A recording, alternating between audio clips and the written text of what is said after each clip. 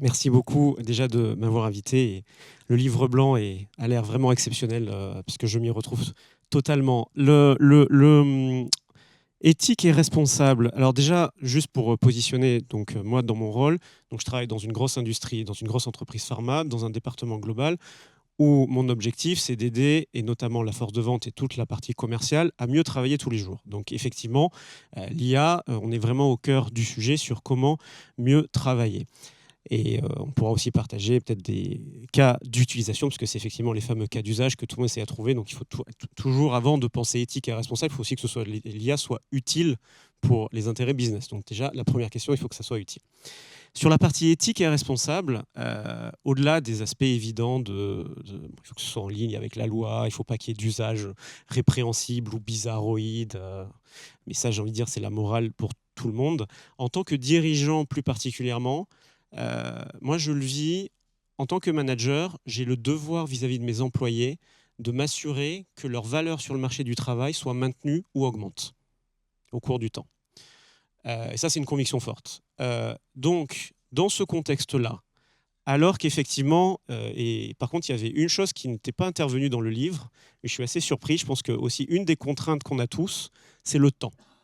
Le temps qui est disponible pour les équipes, alors qu'on court tous constamment. Donc, comment est-ce qu'en tant que dirigeant, et pour des équipes qui sont déjà complètement surchargées, comment est-ce qu'on arrive à prendre le temps de se poser avec les équipes, de leur faire prendre conscience des possibilités réelles dans leur travail que ça peut leur apporter, de les former.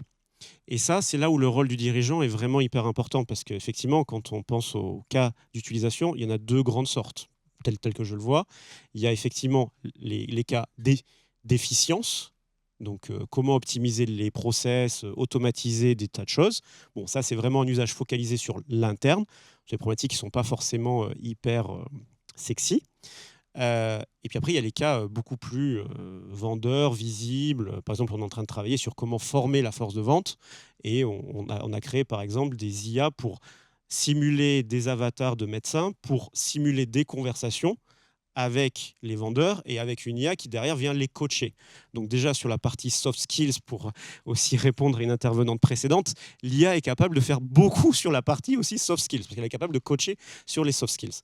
Mais sur la partie efficience, et juste pour clore sur ça, du coup sur la valeur qu'on peut apporter aux employés et les maintenir, moi j'ai eu des conversations récemment sur des sujets d'optimisation de process extrêmement compliqué, cross-division, qui n'intéresse absolument personne, mais où il y a des gains de productivité monumentaux à avoir. Tout le monde y va à reculons, sauf que quand on commence à dire « Attends, regarde, voilà les outils qui sont disponibles sur l'automatisation. » Bon, alors là, on rentre un peu sur les AI agents, mais voilà ce qui est disponible sans beaucoup de compétences techniques. Voilà ce qu'on peut faire sur d'autres exemples.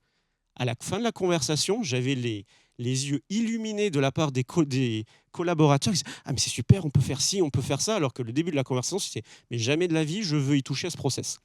Donc, je pense qu'on peut vraiment avoir ce genre d'impact de conversation sans forcément que ça vienne tout diriger du top, voilà, toute la transformation qu'on veut avoir, mais même sur des tas de concrets. Et c'est ça, pour moi, l'aspect éthique. C'est vraiment d'aider chacun de nos collaborateurs à se mettre à jour sur cette nouvelle technologie, sur cette nouvelle révolution, pour s'assurer que demain, on ne sait pas de quoi demain sera fait, peut-être qu'ils seront remplacés, peut-être que leur job disparaîtra, mais leur valeur sur le marché du travail, de toutes les façons, sera supérieure à ce qu'elle est aujourd'hui.